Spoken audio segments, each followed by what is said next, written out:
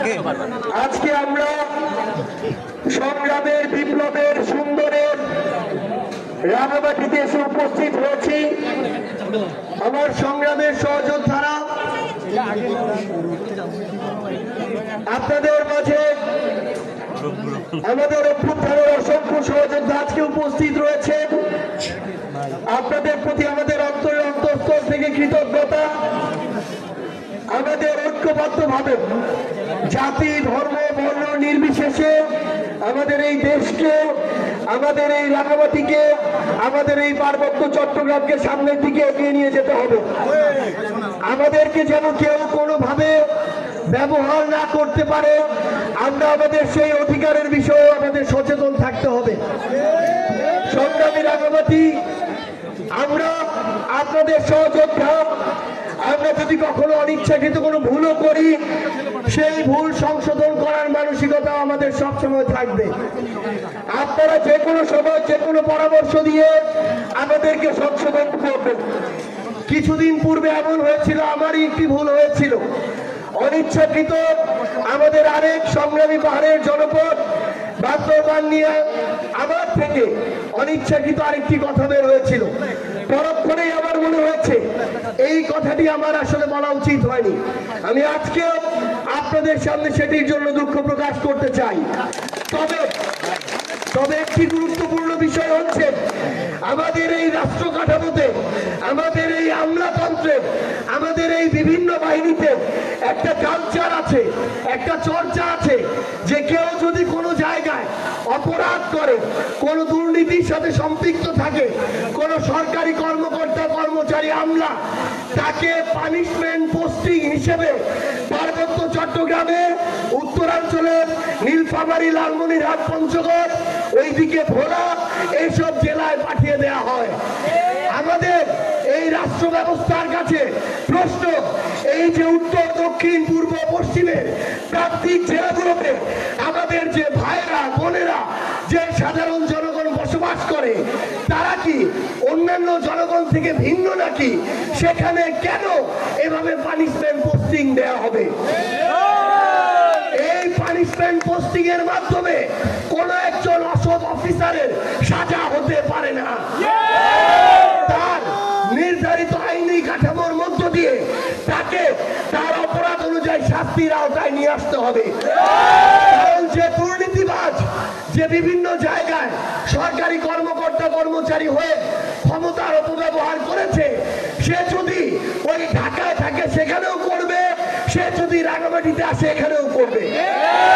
এই জন্য আমরা কোন দুর্নীতিবাজ থেকে শুরু করে যেসব আমলা, সরকারি কর্মকর্তা কর্মচারী কিংবা অন্য যে কেউ এই ধরনের ক্ষমতাকে অপব্যবহার করবে, তাকে আমরা বাংলাদেশের কোন জায়গায় জনগণের সেবক হিসেবে চাই না। কারণ তারা যতটা না জনগণের সেবক হয়ে ওঠে, তার চেয়ে বেশি সুযোগ পেলেই জনগণের শোষক হয়ে ওঠে। আমাদের সংগ্রামী সহযোদ্ধারা, আমরা আপনাদেরকে আরেকটা অনুরোধ জানাই, আমাদের রাজনীতি চলবে, আমাদের জীবন চলবে, কিন্তু আমাদের এই পাহাড়ি জীব বৈচিত্র্যকেও আমাদের বাঁচিয়ে রাখতে হবে। আপনারা সংগ্রামী, আপনাদের রক্তে সংগ্রাম, আপনাদের শরীরের জিনে সংগ্রাম। আপনাদের মনে রাখতে হবে, আপনাদের এই লড়াই সংগ্রাম, আপনাদের এই জীবন, আপনাদের জীব বৈচিত্র্য পাহাড়ের সাথে ওতপ্রোতভাবে জড়িত। এই পাহাড়কে কেউ যেন ব্যক্তি স্বার্থে, পারিবারিক স্বার্থে ব্যবহার না করতে পারে। এই পাহাড়কে কেউ যেন সাময়িক আপনাদেরকে সুবিধা দিয়ে আপনাদের এই পাহাড় থেকে শুরু করে আপনাদের জীবনযাত্রাকে ব্যাহত না করতে পারে। দুই একদিন আর কিছু টাকার দিকে তাকিয়ে একটা পুরো জেলা, একটা পুরো অঞ্চলের জীব বৈচিত্র্য যেন কয়েকজন ব্যবসায়ীর কাছে কুক্ষিগত না হয়, এটা আপনাদেরকে সচেতন ভাবে লক্ষ্য রাখতে হবে। সংগ্রামী সহযোদ্ধারা, আরেকটি অনুরোধ আপনাদেরকে জানাই, আমাদের যদি যে কোনো কথা বা কাজে ভুল হয় আমরা সংশোধন করে নিব, কিন্তু কথার সাথে কথার লড়াই হতে পারে। কথার সাথে কখনো গায়ে হাত দেওয়ার, মঞ্চ আগুন জড়িয়ে দেওয়ার, ব্যানার পুড়িয়ে দেওয়ার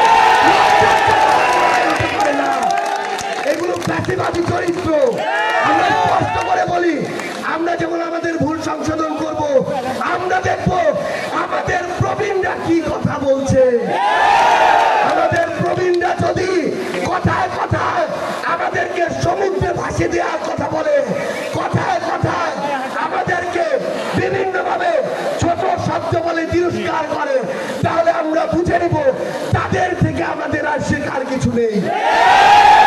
সংগ্রামী সহযোদ্ধারা, আগামীর বাংলাদেশে আমরা সম্প্রীতির রাজনীতি চাই, আমরা পারস্পরিক শ্রদ্ধাবোধের রাজনীতি চাই, আমরা লড়াই সংগ্রামের সুন্দরের রাজনীতি চাই। আপনাদের সাথে আমাদের সবার আবার ঐক্যবদ্ধভাবে দেখা হবে। এই রাঙামাটির জয় হবে, পার্বত্য চট্টগ্রামের জয় হবে, বাংলাদেশের জয় হবে। ইনকিলাব জিন্দাবাদ।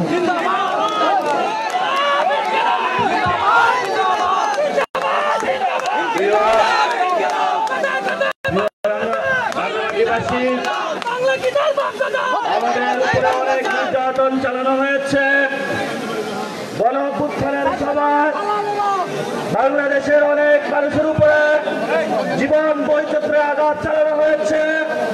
আপনারা জানেন সেই সময় স্লোগানে উত্থিত হয়েছিল রাজপথ।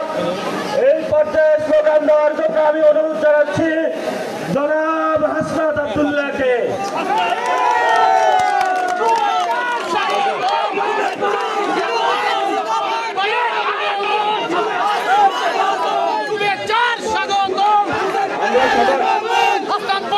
আমরা দুঃখ প্রকাশ করছি, আমরা যারা এইচএসসি পরীক্ষার্থী রয়েছে আমরা দুঃখ প্রকাশ করছি। আমরা সবাই একসাথে পাহাড় থেকে সমতলে কোনো কিছু দরকার আছে, বিচার এবং সংস্কারের দরকার আছে, আমাদের রাষ্ট্র ব্যবস্থা বিচার এবং সংস্কারের দরকার আছে। আমরা সবাই একসাথে বলবো এই মুহূর্তে দরকার বিচার এবং সংস্কার, এই মুহূর্তে দরকার বিচার এবং সংস্কার, বিচার এবং সংস্কার, বিচার এবং সংস্কার। আমরা বলবো পাহাড় থেকে সমতলে, আপনারা বলবেন লড়াই হবে একসাথে।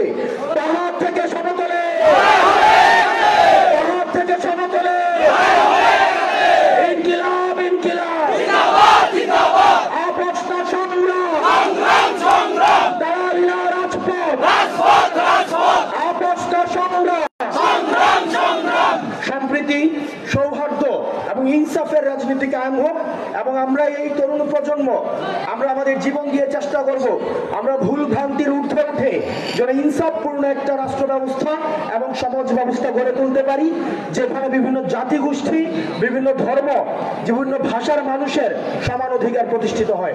আপনারা সবাই ভালো থাকবেন, সুস্থ থাকবেন, আপনাদের সাথে আবার দেখা হবে। আপনারা সবাই ভালো থাকবেন। আসসালামু আলাইকুম, নমস্কার।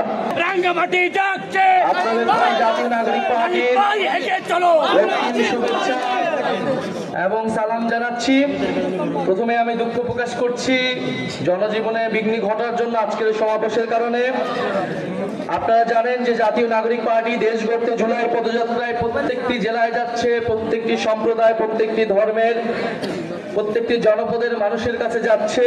কারণ আমরা মনে করি একটি অন্তর্ভুক্তিমূলক গণতান্ত্রিক বাংলাদেশী আমাদের প্রত্যাশা, যেই বাংলাদেশের সকল ধর্ম, সকল জনগোষ্ঠী, সকল সম্প্রদায় আমরা একসাথে মর্যাদা নিয়ে সহ নাগরিক হিসেবে বসবাস করতে পারবো, সেই রকম একটি রাষ্ট্র আমরা চাই, সেরকম একটি বাংলাদেশ আমরা চাই।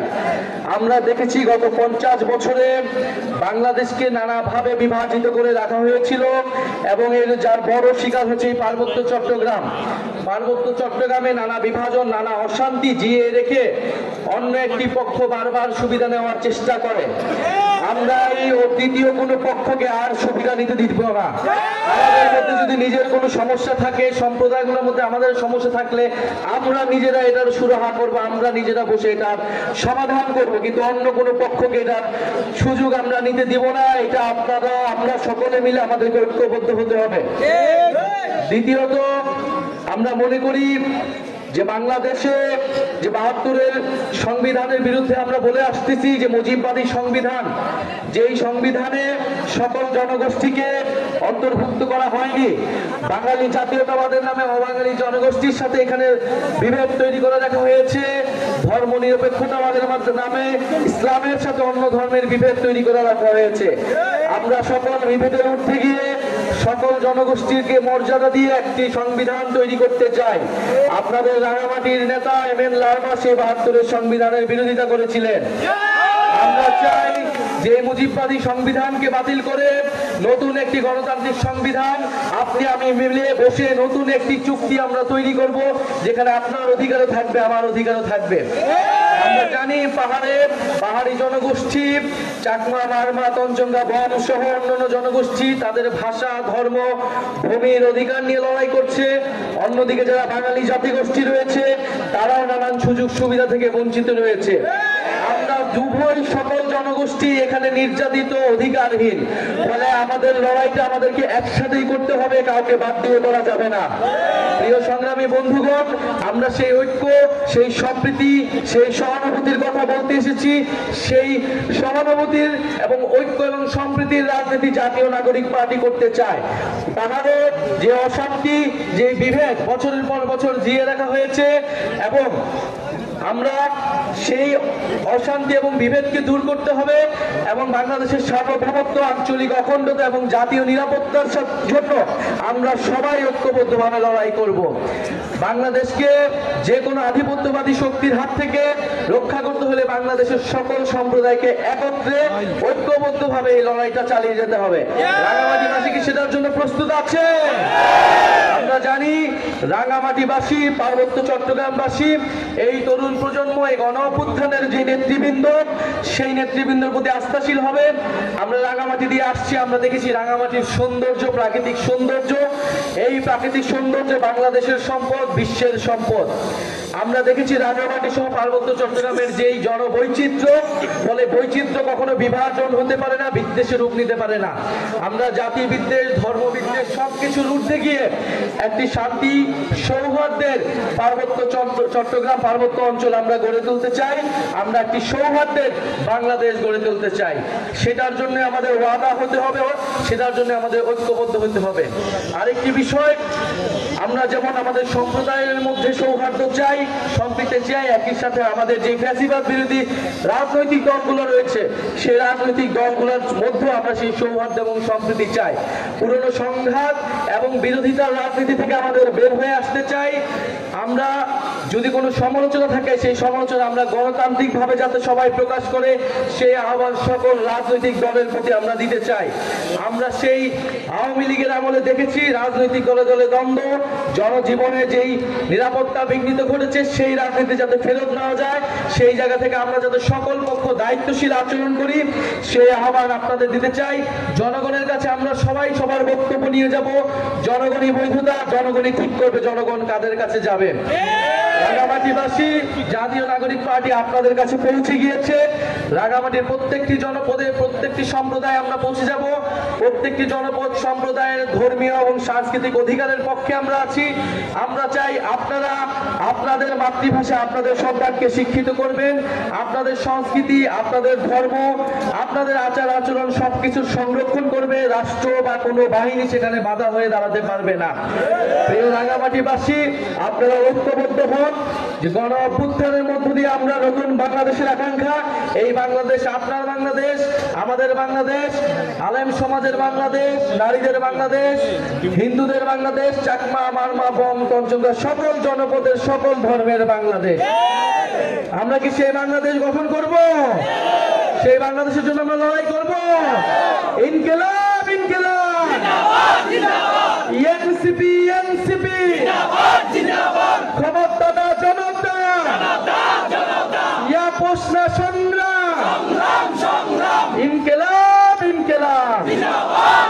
আজকের অনুষ্ঠানে যারা রাঙামাটির জাতীয় নাগরিক পার্টি নেতৃবৃন্দ, জাতীয় যুব শক্তি এবং যারা বৈষম্যবিরোধী ছাত্র আন্দোলনে এখানে এসেছেন, আয়োজনে সহযোগিতা করেছেন, আপনাদের সবাইকে ধন্যবাদ জানাচ্ছি।